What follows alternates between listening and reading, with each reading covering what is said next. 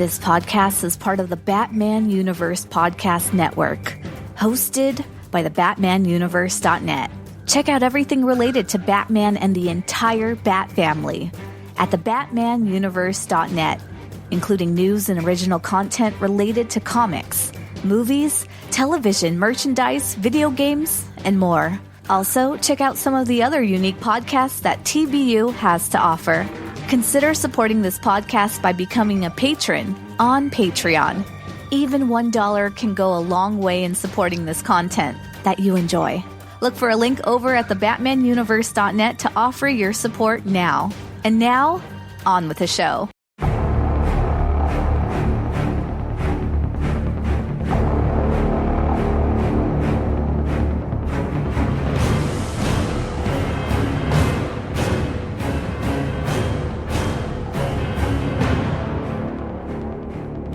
Greetings, Gothamites. Lane here.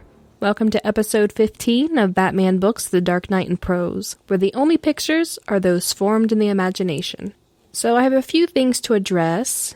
First, remember a couple of episodes ago where I said I was going to buy the, quote, unabridged novelization of the 89 Batman from Audible to see if it really was unabridged?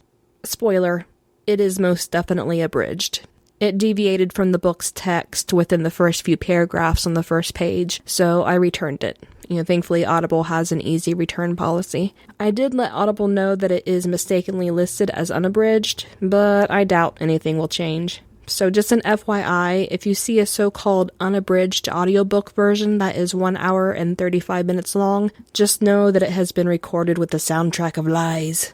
Second, a bit of feedback from Discord user Palo. He writes, "Hello, this is Palo on Discord. Firstly, I'm loving your podcast.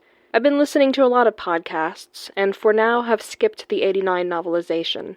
I specifically listened because of The Ultimate Evil, which I read as a child, and it had quite the effect on me. So I was looking forward to this particular book when your podcast launched. So thanks. I'm enjoying your coverage of it. Well, as much as a book on this subject can be enjoyed, that is. I'm really emailing you because a few years ago I was made aware of the Wayne Foundation. Yes, it's Batman-inspired. An organization that battles trafficking here in America. I thought that maybe you can bring some attention to the organization, given the book you're currently on. Thank you for your great work. Palo." What a great email. Thank you so much, Palo. And thank you for the pronunciation guide. It made me chuckle. So folks, I'm going to add the link that Palo provided to the show notes from here on out, so look for that there. After all, it is further proof that Bruce Wayne and Batman truly exist, so... Third, life kind of got in the way recently, and I haven't had a chance to sit down and record a full episode. So this is the perfect place to give you all a surprise. Well, it's not really a surprise because I've been around different social media platforms begging for questions, but for those of you who haven't seen those posts, I have a surprise. This episode will contain the interview I did with Mr. Andrew Vachss himself. He was kind enough to call me up last weekend and chat with me for a bit. I apologize for the quality of the recording. It was done over telephone, and Google Voice doesn't make the clearest recording, apparently. But I think you'll find it very interesting. I'll be back in a couple of weeks with a regular episode covering chapters 11 and 12. I hope you enjoy the interview. Until next time, Gothamites, happy reading. All right. First of all, I really want to thank you for giving some of your time to talk to me and to some of my listeners about your book, Batman the Ultimate Evil. I'm assuming since you wrote a Batman book that you are a fan of the character. Can you tell us about your background with the character and, when you became a fan? I can't tell you any of that because it's not accurate. Really? Interesting. Yeah. I'm not a fan. I didn't know anything about Batman. I was approached by the conglomerate that owns the franchise, and they asked me if I'd be willing to write a Batman novel. And I said, I don't really know anything about Batman. They said, well, we assumed you did because you've written comic books, which was correct, yeah. The Hard Look series. And I said, well, the truth is I didn't write them. I wrote short stories, and those were adapted and then drawn. But I have anything to do with that. So they said, well, we have all the material. They had a whole damn Bible of stuff about Batman. And I said, well, look, I still don't know anything about this. Are you saying I could write this character, use this character for my own purposes? And he said, sure, as long as you don't break any of our rules. And that was the deal. Wow. Well, you seem to have the character of Batman down pat. So aside from the Batman Writer's Bible, did you do any other research on the character? I didn't. I spoke at length with the editor they assigned, Steve Corte, but that was it. I really didn't have any way to do research. There had been, by then, I don't know what, 400 million Batman books. There's no way I could have possibly read through all of them without getting confused. Exactly, especially with the different timelines, and one issue might conflict with the timeline of another issue. So even fans like myself, it's hard for us to keep them straight. So I can imagine someone coming in as a researcher, it'd probably make you want to pull your hair out. It would have if I'd tried, but I did not. Well, they must have had some great information in the Writer's Bible, and maybe not. Not so much, because we had a number of disputes. They told me Batman can't kill anybody, Batman can't have sex, Batman can't curse. Well, that's about my repertoire as a writer. Yeah. So I had a little difficulty with that, and I tried to engage them, but they had no sense of humor whatsoever. I asked them, for example, okay, Bruce Wayne is the best-looking guy in the whole city, right? They said, oh, yeah. I said, and he's the richest. Right. He's got the best house and the greatest toys and all this stuff. Right. But he can't have sex, right? And they said, well, no. I said, well, wouldn't that make you want to kill somebody? And they didn't find that humorous at all. They pretty much acted like I was, interfering with biblical canon or something like that. Oh, goodness. And indeed, when the book came out, I got a whole lot of hate mail. Oh, no. You ruined Batman because I had a different version of his origins. And I dared to give his mother an actual persona and an actual reason for being alive other than being a housewife. Right. Some didn't like that at all. Yeah. Actually, a couple days ago, I recorded, we talked about chapter 9 and 10 with John and Maggie from the Married with Comics podcast, and we actually had a pretty good discussion about sociological theory and the fact that you finally gave Martha Wayne a personality, something to do other than being Thomas Wayne's wife and Bruce Wayne's mother. I didn't think there was any other way to account for a person such as Batman that, of course, I didn't create, but to give him some antecedents other than simply he was angry that a mugger killed his mother and father. Mm-hmm. That didn't even make sense to me. Anyway, it's not a common crime given the way it was described, but the way I reasoned it out as an assassination, it would have made sense. And with victims of violent crime, if that were all it took, we'd have thousands of Batmen running out there, but the circumstances fell just right to produce this Batman. Yeah, at least that's the way I saw it. Yeah. But I don't claim any past knowledge of Batman, even any real awareness of him. Do you think that the character of Batman / Bruce Wayne, did he make a good vehicle for the message you were trying to get across? Well, I thought so, otherwise I wouldn't have done it. Nobody knows how much time they had on the planet, and I certainly wasn't interested in wasting any of mine. If they hadn't let me use the character for that very specific purpose, I wouldn't have done it. And it did work. It did inflame the Thai government. It did set up a meeting. Actually, you say it set up the meeting between myself and people from Thailand. And it did give me a lot of information that I wouldn't otherwise have had. Interesting. Was it DC who encouraged you or forced you to change Thailand to Udon Kai? No. DC didn't force me to do anything. They can't. Any fault or defect in the book is mine, not DC's. They had no ability to force me to do anything. And although Thailand was a target, it wasn't the target. I see. Hardly the only place on the planet where there's child sex tourism.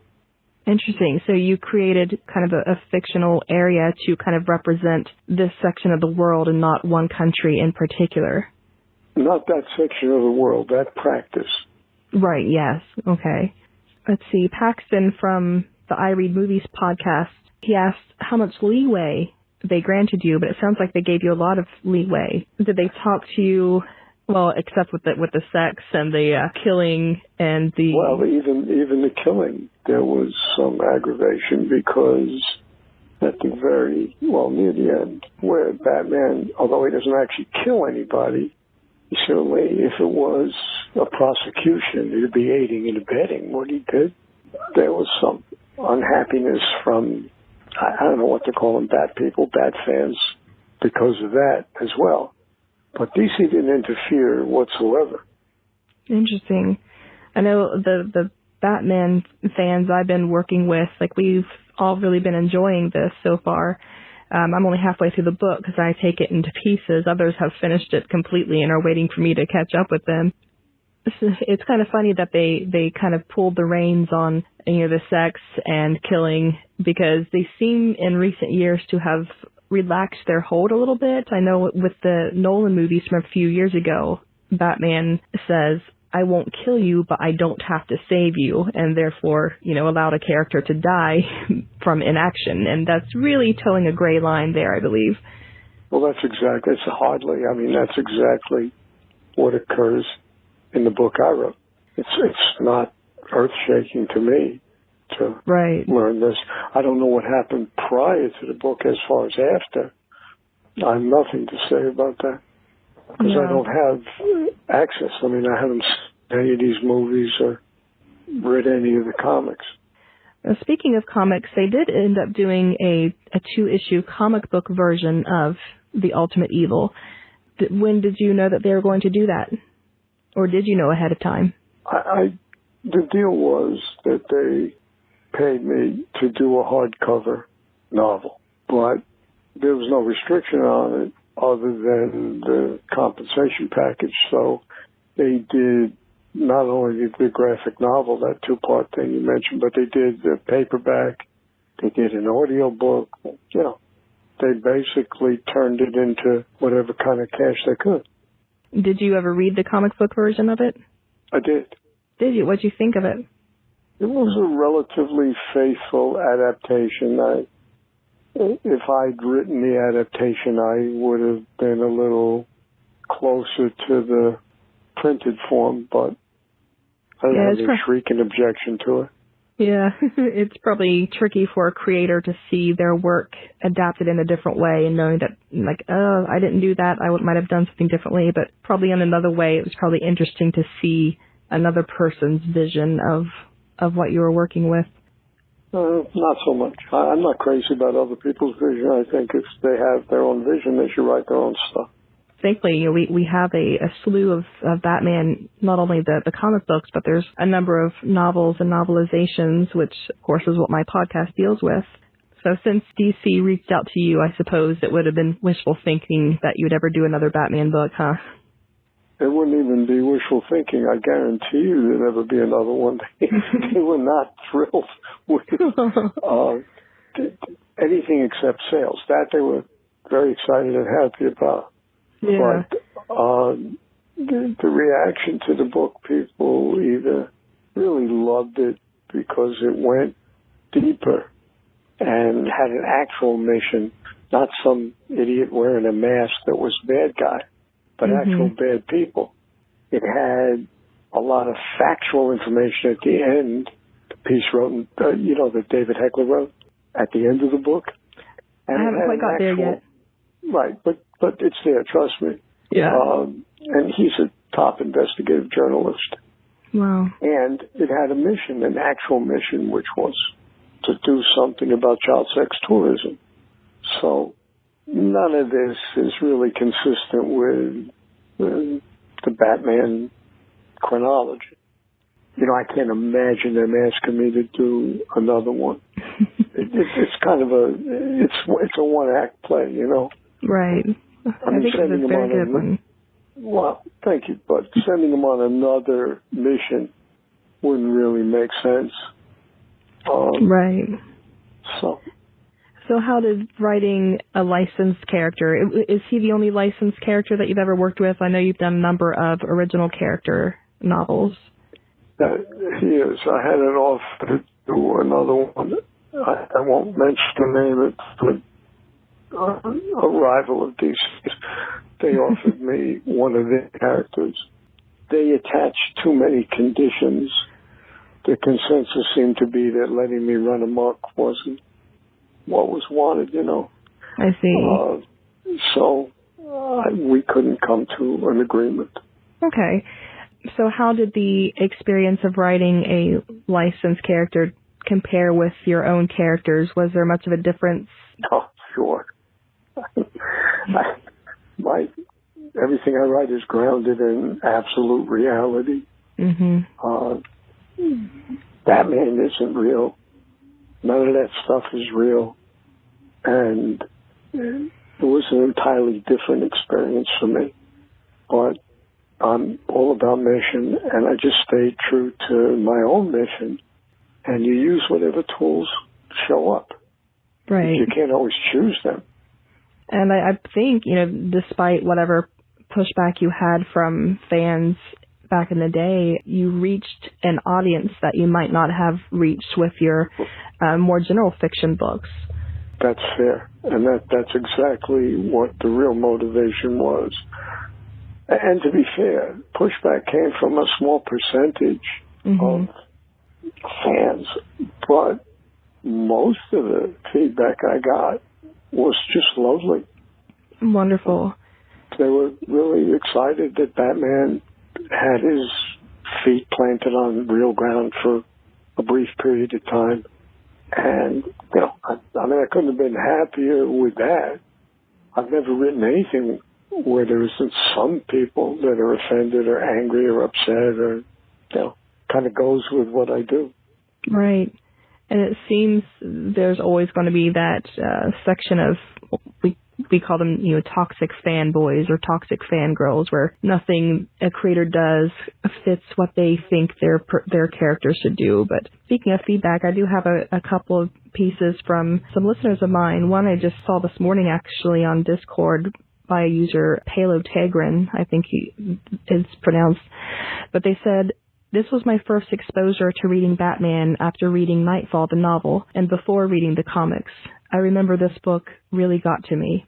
And John, on the Married with Comics podcast, he said, "I am kind of in love with the description, or with the depiction of the idea that child abuse is something that Batman cannot deal with by being Batman, nor is it something that Bruce Wayne can deal with by being rich. And it seems to be turning Batman into the kind of Batman that shows up in various comic runs after a Robin dies or something similar, where Batman becomes all ragey because it's something he did not foresee. All that was to say, holy crap, this is a much better and deeper book than I expected it to be." So even, 30 years later, you're still making impacts on people. Oh, I get emails at the website and sometimes even on the bloody Facebook page from people who just read the book. I mean, I don't know how many copies got printed. I don't know how many copies were circulated, but it seemed like a lot. Certainly they paid me as if it were a lot. So I don't know what's still out there. And I'm sure the eBay merchants can find copies without great difficulty. So I don't imagine, and libraries have copies, so they'll never really go away. Yeah, and I actually am a librarian, so but I bought a copy for my own personal library. This came out about the time that the '89 Batman came out with Michael Keaton. Did you happen to watch that movie? I'm sorry, I did not. I find that fascinating. I'm not a big, well, you don't know me, and if you did, you would understand. I'm not a person that, movies don't do a lot for me. Yeah. I read a lot, a real lot, but I'm not entranced by movies. Mm-hmm. Yeah, just from the little bit I read in your bio, it seems like you certainly have a lot of balls in the air doing work that's, making real impact rather than just, sitting in a movie theater, as a lot of us do, to connect with characters. And I'm not putting down anybody who watches movies or even loves movies any more than I put down somebody who loves, I don't know, table tennis. I mean, that's what they like. And people can spend their leisure time as they like to. It just doesn't do anything for me.